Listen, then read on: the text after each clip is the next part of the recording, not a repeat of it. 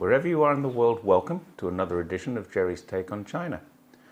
I've been noticing some patterns in how both the US and China deal with things. See if you can see them too. I'll point some of them out as we go along, but there are others here. Don't forget to like and share this. Subscribing will help me too, as we need to get this message out to a wider audience. What we learn of China is different to what Westerners are telling us of China. All this talk about red lines over the last few days has fizzled out to nothing. Once again, China has chosen the path of diplomacy and political agreement with its position on the settlement of the Ukraine crisis. Both Blinken and US Ambassador to the United Nations, Linda Thomas-Greenfield, have recently suggested China would be crossing a red line if it sends arms to Russia.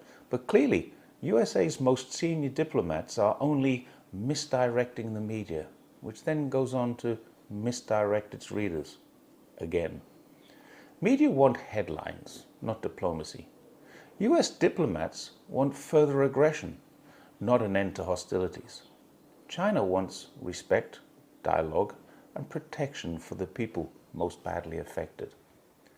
A country that has sent over 100 billion in military aid and encourages, even coerces others to contribute, has criticized China several times, not because China's ever done what they're doing, but because Western media wrote headlines suggesting they might. If we cast our minds back to March of last year, there were headlines such as Russia requested military and economic aid from China. US National Security Advisor Jake Sullivan jumped onto every major media group vowing serious consequences. Washington Post, Wall Street Journal, the BBC, The Guardian, they all carried the story, but well, they made it up. It never happened. Ally Press was one of the only mainstream media to accurately report that it was unlikely. They said both Beijing and Moscow stated it wasn't happening. And a year later, even CNN, normally supportive of Biden's administration, is now leaning towards criticism of the policies and admitting clearly that there's no public evidence yet that China has done anything they themselves suggested just a year ago. In my experience, and I suspect some writers in AP have found the same experience, when we listen to what China says it will do, when we watch what China actually does, they turn out to be the same thing. When China said it will lift 800 million out of poverty, it did that. When China said it would build a bridge to Hong Kong, it did that. When China said it would gift without conditions a CDC center to Africa, it did that. And when China says it doesn't send military aid to Russia, it doesn't do that. So people who pay attention can see that. There's another pattern that we can observe. When Blinken says China will do something bad, China lets him down and doesn't. When Biden says he will build back better, he doesn't. When the US combines with the G7 and says they will build back a better world, they don't. Pay attention to these patterns. They show us the truth. At no time has anyone in the Biden administration suggested that there could be a peaceful settlement to this conflict.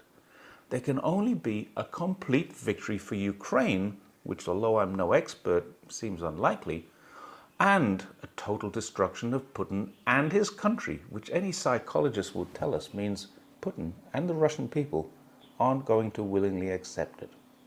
This appears to be a conflict without an end. China doesn't see it that way.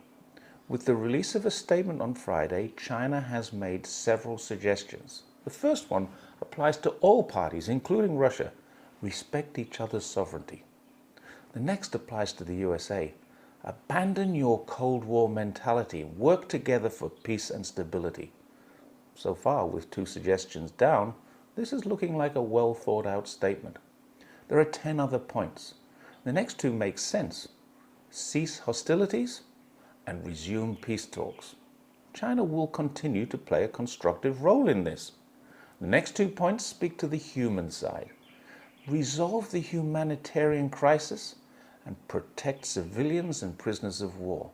And China calls on both parties to facilitate exchanges and the UN to to ensure the crisis already in place can't escalate further. So far, this is all sensible, rational, and appropriate. Is there a person in the world who can't agree to these kinds of statements? The next 2 points are vital. If the world is to remain home to humans, keep nuclear power plants safe so as to avoid man-made disasters, and reduce strategic risks. In other words, don't escalate this war into a nuclear war, which should never be fought and could never be won. The next 3 points are more global and important for the future of a great number of countries. Facilitate grain exports. Both Russia and Ukraine are large exporters of food to the global south. And one of the presumably unintended consequences of this war is food shortages in places where people already go short. Stop unilateral sanctions, especially when those sanctions are not authorized by the UN. As China points out, unilateral sanctions don't help the people they claim to help, and there's only one country in the world applying them. China also calls for industry and supply chains to be kept stable. Sanctions on Russian gas haven't hurt Russia. They're still selling gas. But the supply is no longer stable, and the prices are no longer cheap. Countries that are not involved in the conflict, including China and India, are able to buy, sell, and ship gas. But as a result of the process, the prices increase, and the reliability of supply is not so stable. This brings no benefit to countries such as Germany, heavily dependent on that supply and now less able to manufacture. But these issues have certainly benefited the USA, who now sell gas to Europe at massive profit, while at the same time increasing European costs substantially. Finally, the last point is an important one, and that is to help in the rebuilding of post-conflict zones.